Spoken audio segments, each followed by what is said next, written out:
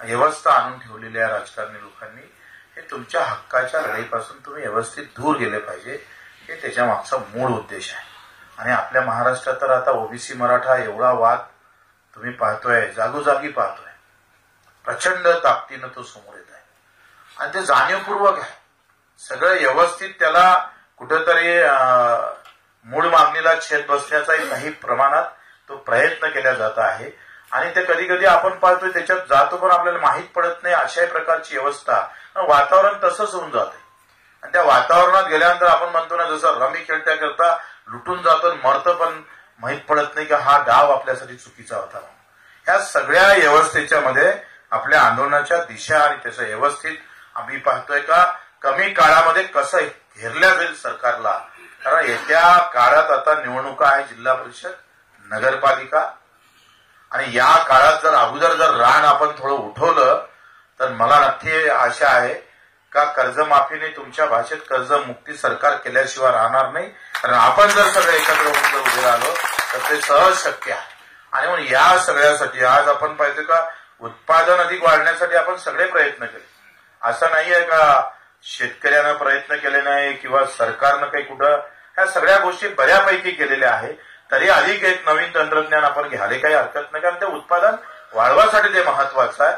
पण ते उत्पादन केल्यानंतर त्याचं उत्पन्न कसं वाढल याच्यासाठी तुम्ही म्हटलंय का व्यापाराचं स्वातंत्र्य शेतकऱ्याला असलं पाहिजे, मान्य आहे, असायलाच पाहिजे, ठीक आहे, नाही कोणी म्हणणार नाही.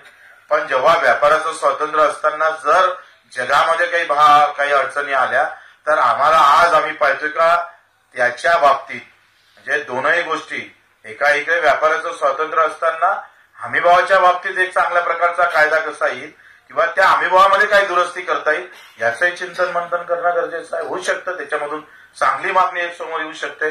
कारण हे जर आपण जर या मागणीबाबत जर आपण अजूनही अस्थिर असलो तर सरकार तर आम्हाला अस्थिर करायला वेळच लागणार नाही. आणि म्हणून दुसरं आम्ही पाहत होतोय का पेरणी ते कापणीपर्यंत सगळे कामं एमआरएचएस मध्ये कसे घेता येईल. आखरी हमी भाव मागितला तर त्याची खरेदी किती होतं हा प्रश्न आहे. आणि त्या हमी भावामध्येच खोट आहे, म्हणजे ते चुकीचेच हमी भाव आहे, त्या हमी नाही भावही नाही अशा सगळी अवस्था आहे. आणि मग उत्पादन खर्च कमी करण्याची ताकद आपल्या मागणीमध्ये काय असेल, आपण 3-4 मागण्या ठेवावं लागेल सरकारमध्ये. आणि म्हणून पेरणी ते कापणीपर्यंत सगळे कामं जर एमआरएचएस मध्ये कव्हर केले. आता मला त्या पहिल्या जेव्हा आम्ही रायगडचं उपोषणाला बसलो तेव्हा मुख्यमंत्र्यांसोबत आमची बैठक झाली आणि मुख्यमंत्र्यांना सरळ काढला तो शब्द. त्यांनी सांगितलं का तुमची जे तूर असणार, सोयाबीन असणार किंवा इतर जे काही कडधान्याचे पिकं आहे हे एका वर्षासाठी आहे आणि तिथं कसं काय एमआरएचएस लागू पडणार आहे. आणि एमआरएचएस हा आम्ही पाहतो का निरंतर रोजंदारी आणि निरंतर काही वस्तू निर्माण झाल्या पाहिजे अशासाठी त्या एमआरएचएस निर्माण झाली. परंतु त्या 264 मध्ये 1-2-3 ठिकाणी आम्ही जेव्हा त्याचं वाचन केलं तेव्हा मुख्यमंत्र्याला समजून सांगितलं का आपण वनावर गवत लावासाठी पैसे देतो का नाही देत, ते एमआरएचएस मधूनच देतोय.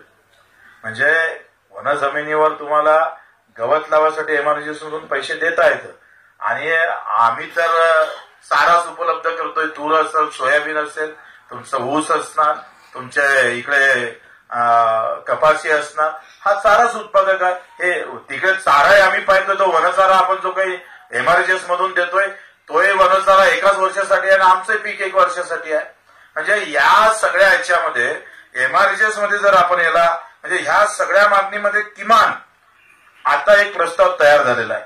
ते म्हणून मोठ्या मुश्किलनं त्यांनी एक तयारी दाखवली. मी त्यांना सांगितलं का तुमच्याजवळ पैसा नाही ना, 2,500 कोटी रुपये आपला रोजगार हमी योजनेमध्ये सध्या उपलब्ध आहे आणि 2,500 कोटीच्या मोबदल्यात आम्हाला केंद्र सरकारकडून किमान तिप्पटचा निधी आपल्याला उपलब्ध होऊ शकतं.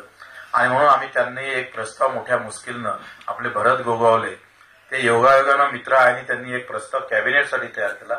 मी त्यांना सांगितलं का पूर्ण शेतकऱ्यासाठी करू नका, किमान विधवा शेतकरी ज्यांना घरी त्यांचं करता कोणी नाही आहे, त्या एकल महिला असेल त्या विधवा शेतकऱ्यांसाठी आणि दिव्यांग शेतकऱ्यांसाठी किमान सुरुवात तर करा ना.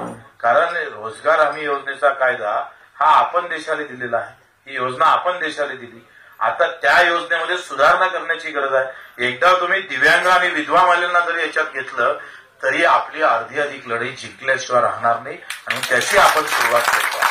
ती जर सुरुवात झाली तर ज्या विधवा भगिनी आहे त्याचा मजुरीचा खर्च जर कमी झाला, कारण सगळ्यात मोठं शेतीला येणारं चॅलेंज जर कोणतं असेल तर ते मजुरीच राहणार आहे. आज तुम्ही गाव खेड्यात जर गेलो तर एका इकडे नवीन तंत्रज्ञानाशी आम्ही जुळलो नाही, नवीन साहित्य आमच्याकडे उपलब्ध झालं नाही, तर दुसऱ्या इकडे गावात मजूर शिल्लक तरी कुठं राहिलेला आहे. त्याला स्थिरता नाही आहे गावातल्या मजुराला, कारण आमची शेती स्थिर नाहीये, त्याच्यानं मजूरही स्थिर नाही आहे. आणि ह्या मोठी लढाई आहे खरं तर. गावात आता शेती करणं ही आमच्या तुमच्यासाठी मोठ्या अडचणीचा विषय येईल आणि मजुरीला स्थिर करण्याचं काम या योजनेच्या माध्यमातून आम्हाला मिळू शकतं. आता जसं दादानं सांगितलं का गोरक्षणाच्या बाबतीत आहे हे चालय, तुम्ही गोरक्षणाला अनुदान देतात. गोरक्षणातल्या तुम्ही 4 गायी जर तुम्ही काय म्हणतो ते गोरक्षण गोशाळा तयार केली का त्याला अनुदान आहे, पण शेतकरी घरी जेव्हा गाय ठेवतो त्याला अनुदान नाही. म्हणजे एकत्रित ठेवलं तर अनुदान आणि शेतकरी ठेवतो त्याला अनुदान नाही आहे. म्हणजे आता आम्ही या सगळ्याचा अभ्यास केला तेव्हा तुम्ही रासायनिक खताला जेव्हा सबसिडी देताय ते डबल तिबल चौबल देता, त्याच्यातलं करप्शन तर वेगळंच आहे.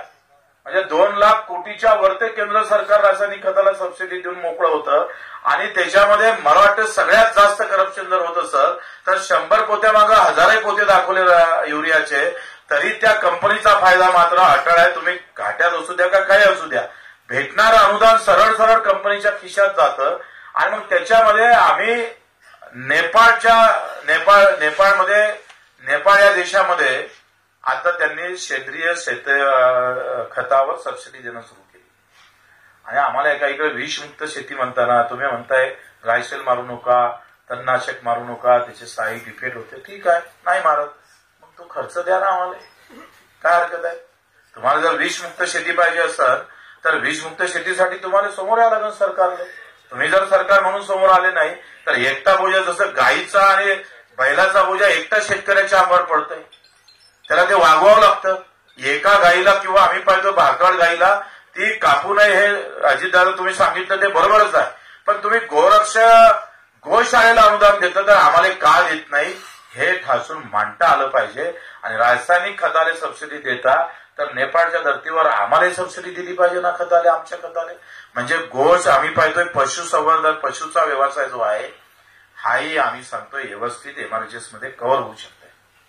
आता व्यवस्थित अभ्यास करून जर मांडला गेला तर जे काही 10 जनावरा मागं किंवा 5 गायी मागं आम्हाला एमआरजीएसचा 1 मजूर दिला तर काय हरकत आहे, काय वाईट होत आहे.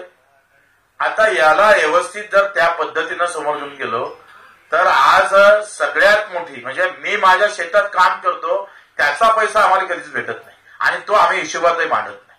यवतमाळच्या आम्ही जेव्हा पदयात्रेत गेलोय तेव्हा 30 एकरवाला शेतकरी भेटला. म्हटलं का रे मागच्या वर्षीचा नफा किती आला, आणि 30,000 बच्चू घाटा झाला. म्हटलं तुमच्या घरातले किती काम करत होते, तो म्हणे 8-9 लोक काम करत होते बच्चू.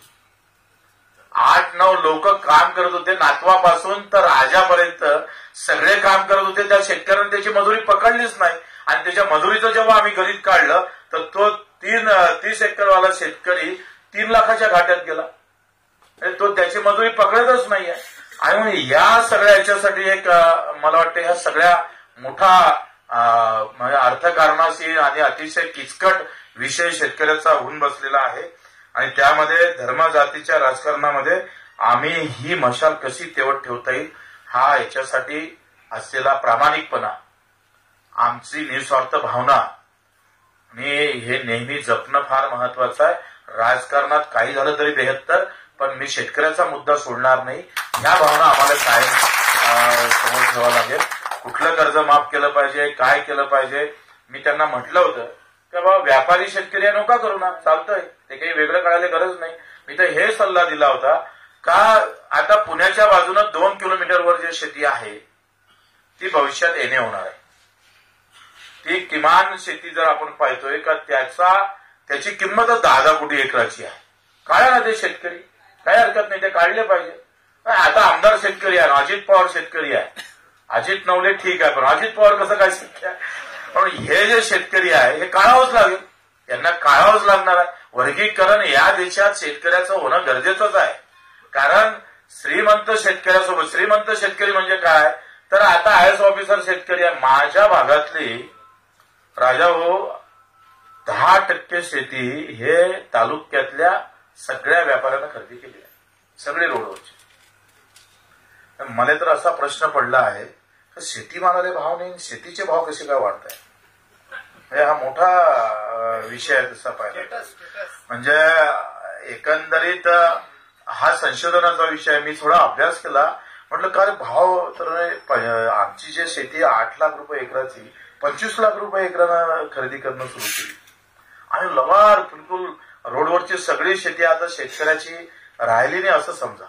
ते सगळी तालुक्यावरचे, बरं हे काही मोठे व्यापारी नाही आहे, की त्या तालुक्यावरचे जिल्ह्यावरचे व्यापारी सरळ सरळ आपण पाहतोय त्या सगळ्या खरेद्या करणं सुरू केलेल्या आहे. आणि मग असे जे शेतकरी असेल त्याला आपल्याला काढावंच लागेल, गरीब शेतकऱ्यापर्यंत जावंच लागणार आहे. म्हणून सरसकट कर्जमाफी सोबतच मला वाटतं त्यामध्ये हे शेतकरी काढून पॉलीहाऊसवाले शेतकरी घेतले पाहिजे. तुमचे जे काही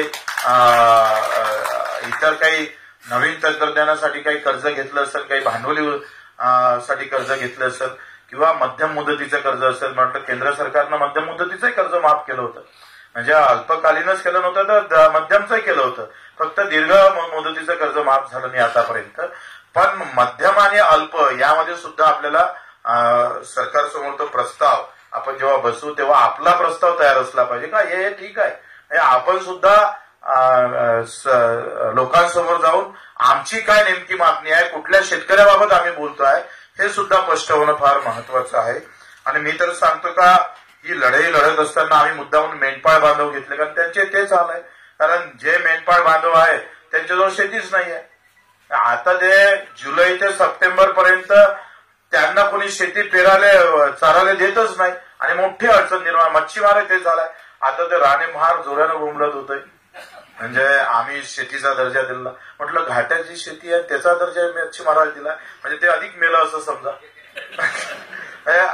इतक्या जोरानं छाती ताणून ते म्हणतंय का मच्छीमारांना आता आम्ही शेतीचा दर्जा दिला. म्हटलं आपण शेतकरी म्हणतोय आमचा शेतीचा दर्जा नको, आम्हाला उद्योगाचा दर्जा. आणि हे म्हणतोय मच्छीमाराला आम्ही शेतीचा दर्जा दिला.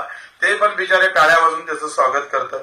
अशा मोठा विचित्र व्यवस्थेमध्ये आपण आहोत.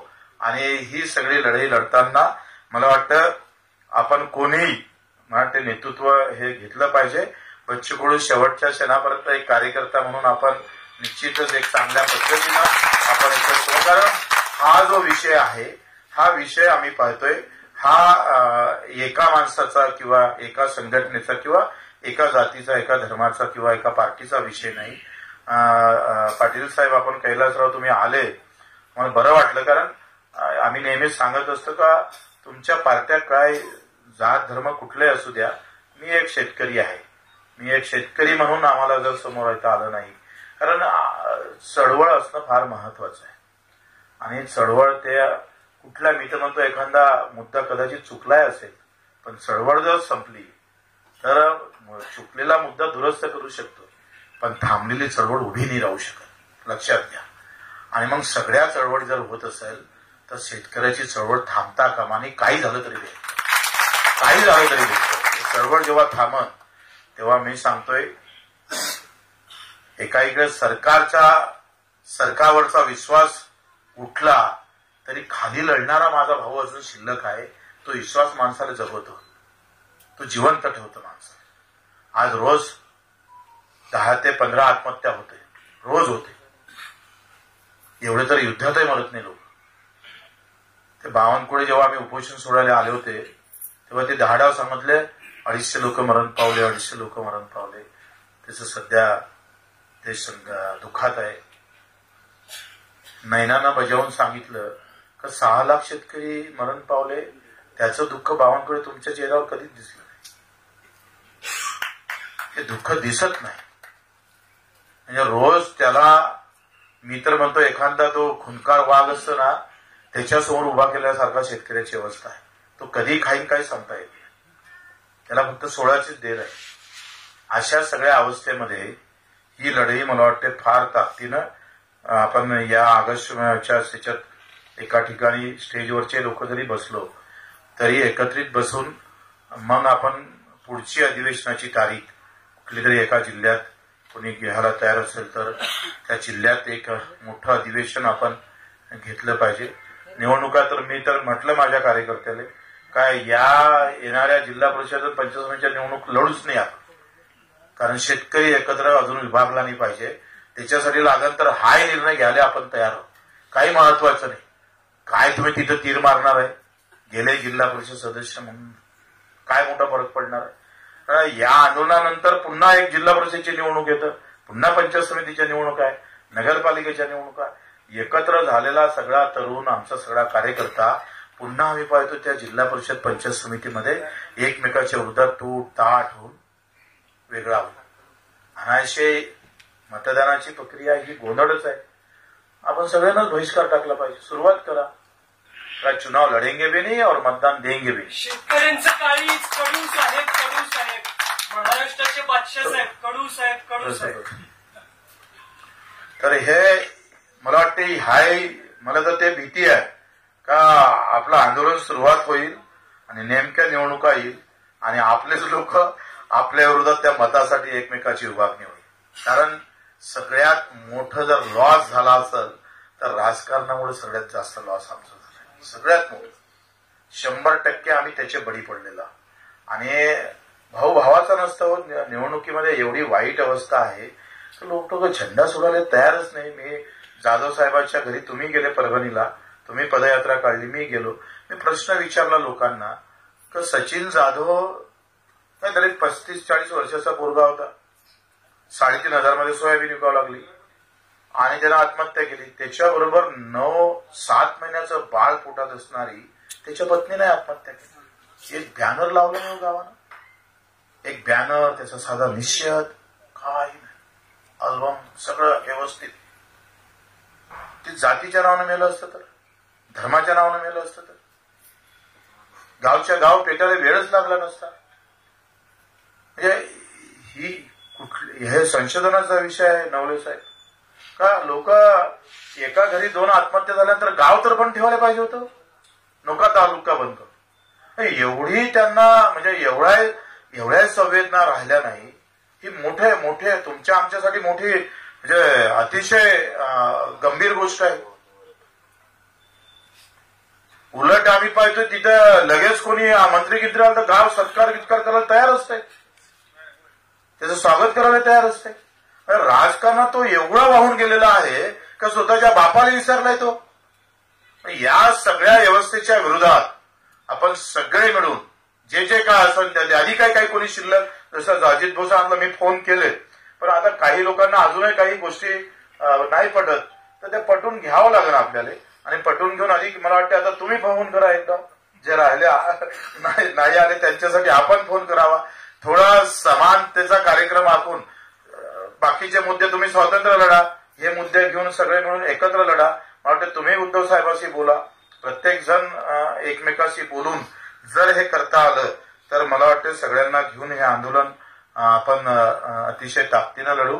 आणि मला माहित आहे का शेतकरी संख्येनं जास्त आहे, फक्त आता थोडा एकत्र होण्याचीच मोठी अडचण आहे. सगळ्यात जास्त आम्हीच संख्येनं आहोत.